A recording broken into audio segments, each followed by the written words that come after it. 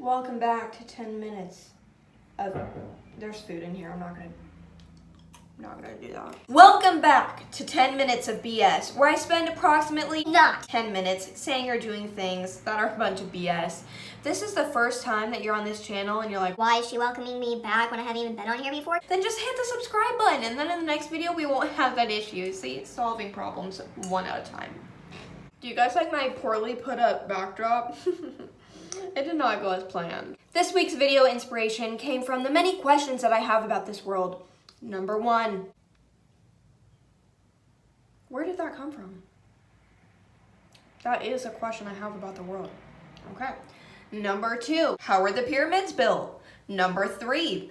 Do aliens exist? And number 4, most important because it's what the video is about, is the government really after us because they refuse to let us collect and distribute rainwater?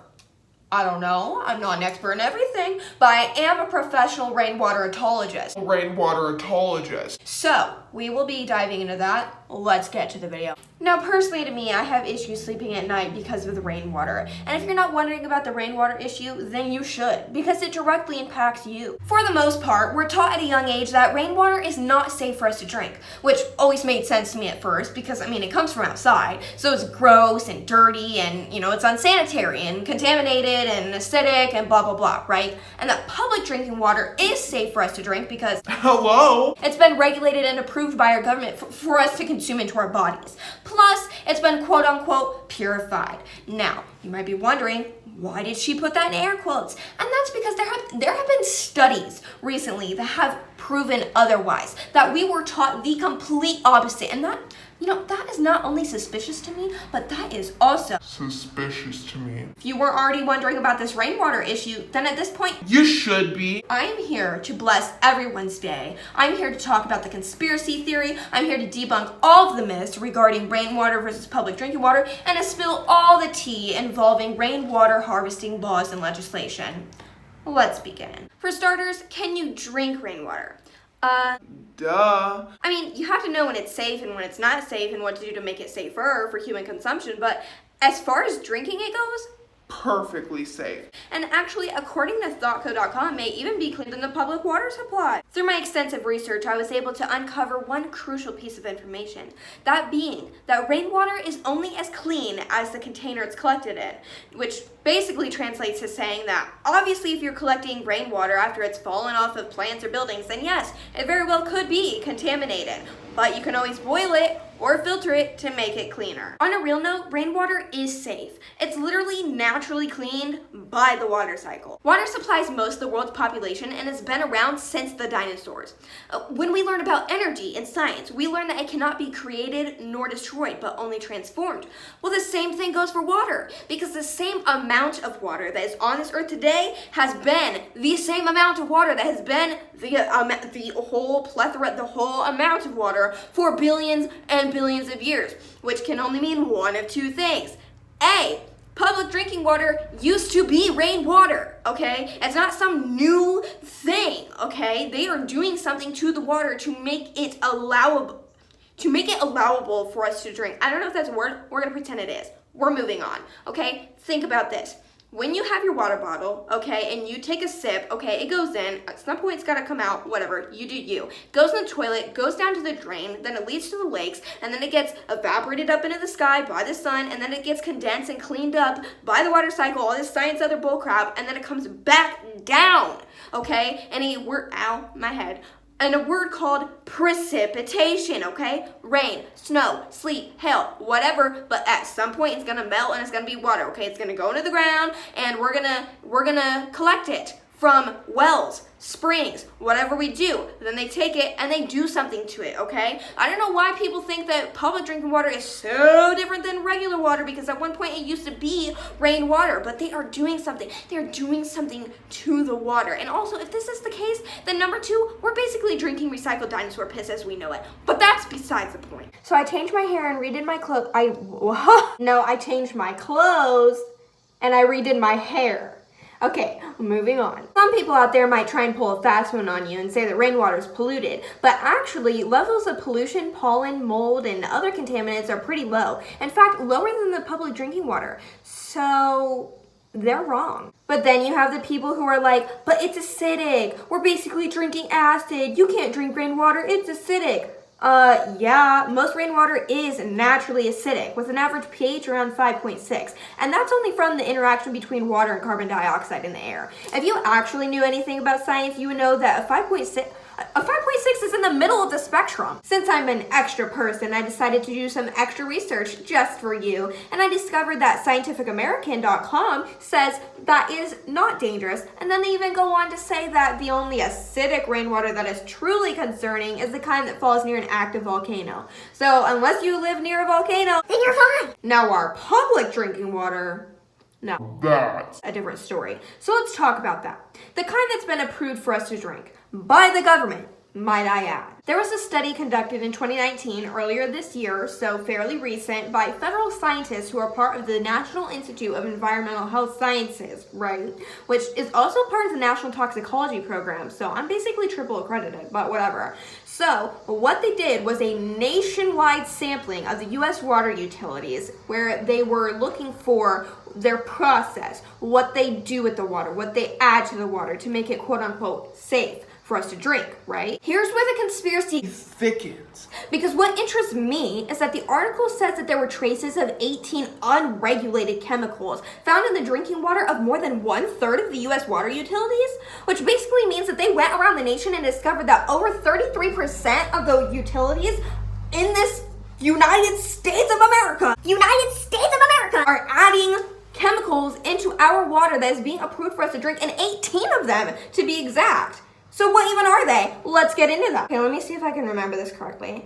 There were 11 perfluorinated compounds, an herbicide, 2 solvents, a caffeine, an antibacterial compound, A metal. and an antidepressant.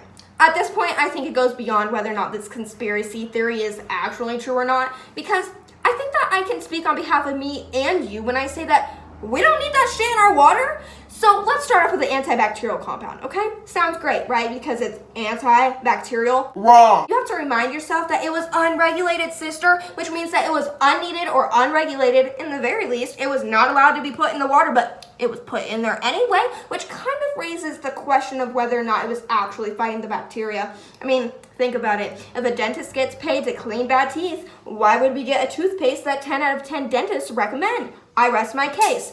The herbicide, why do I need it in my water? And the perfluorinated compounds, now some of you might be thinking, wow, 11 perfluorinated compounds. That is a lot of perfluorinated compounds. And then the rest of you are probably thinking, what the hell is a perfluorinated compound? Okay, I'm here to spill. According to the National Institute of Environmental Health Sciences, a perfluorinated compound is a large group of manufactured compounds that are widely used to make everyday products more resistant to stains, grease, and blah, blah, blah. I'm bored. It sounds great at first, as it always does. Wasn't surprised there, because it helps keep food from sticking to cookware, for example, or couches resistant to stains.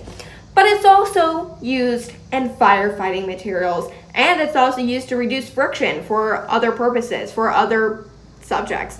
I don't know. That sounds a little weird to me. They're also used in a variety of different fields. I'm talking aerospace, automotive, building construction, electronics, the list goes on and on. So you're telling me that the same chemicals that are being put into these fields for several different functions are also the same chemicals that are being put into my water, my public drinking water that's been approved for me to drink, consume into my body by our government.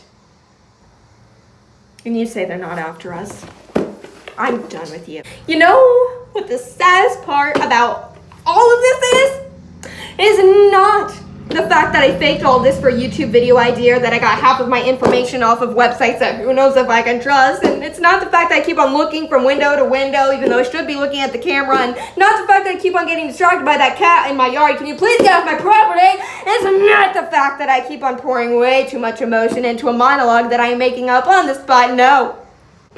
Ladies and gentlemen, it is the saddest thing that it's hard to determine how your blood levels will be influenced by these chemicals, because the time that it takes for them to leave your body is several years. Oh God. Now that we have that out of the way, let's talk about the harvesting laws and legislation about the rainwater. Okay. So I read an article published in 2018 by the NCSL.org, which is the National Conference of State Legislatures, and they said that the collection of and the distribution of rainwater is legal, but there are so many regulations and restrictions with it that it basically makes it so asinine to partake in the activity itself. For example, in 2016 in Colorado, they passed the House Bill of 1005, or 1005, however you say your numbers, I don't give a shit. Anyway, it allowed for 2 rain barrels, and they can only be 55 gallons each or lower. So, hello math, comes to a combined capacity of 110 gallons, which sounds like a lot, but Hello, here's a stitch. there are restrictions involved with it, like I've been telling you this whole video, because the government is after us. Whatever, you can believe what you want, but I recommend you believing in me. So, some of the restrictions are it can only be used on the property, it can only be applied to outdoor purposes, it cannot be used for drinking water or indoor purposes, can't be sold or distributed. And, the worst part is that when asked where they can collect it from, they said, from the roof of a building that is used primarily as a residence. That is a direct quote. Are you kidding me? Did we not just discuss this earlier about how collecting rainwater off of plants or buildings is what creates the contamination itself? So our government is not only controlling how much water we can collect, the means by which we can collect it, where we can collect it, and why we can collect it, but they're also saying that you can only collect it from the roof of a building. That's just disgusting. So why is the government being a little turd about all of this? Well, I did some more digging, and to be honest, what I dug up was pretty dirty. But fortunately enough for you guys, I'm here to clean it up for you. The government basically says that these restrictions are to prevent the disruption of the hydraulic cycle. So they basically say that by collecting rainwater, we are stopping the rainwater's natural flow into Earth's aquifers and streams. But I know, as an educated young adolescent, that That's not how it works. I have a quote from an article that came from the National Center of Biotechnology Information, which, if you didn't know, is a part of the National Library of Medicine, which is a branch of the National Institutes of Health, so I'm basically triple credited. Again. So they said, and I quote, the amount of rainwater collected by individual homes would have little to no effect on the hydraulic cycle on a macro level. And they also said it would eventually be returned to the ground anyway. So I don't see the big deal. But then the government wants to fight us back and say that we have to abide by what's called the prior appropriation doctrine, which is kind of like a first come first served basis.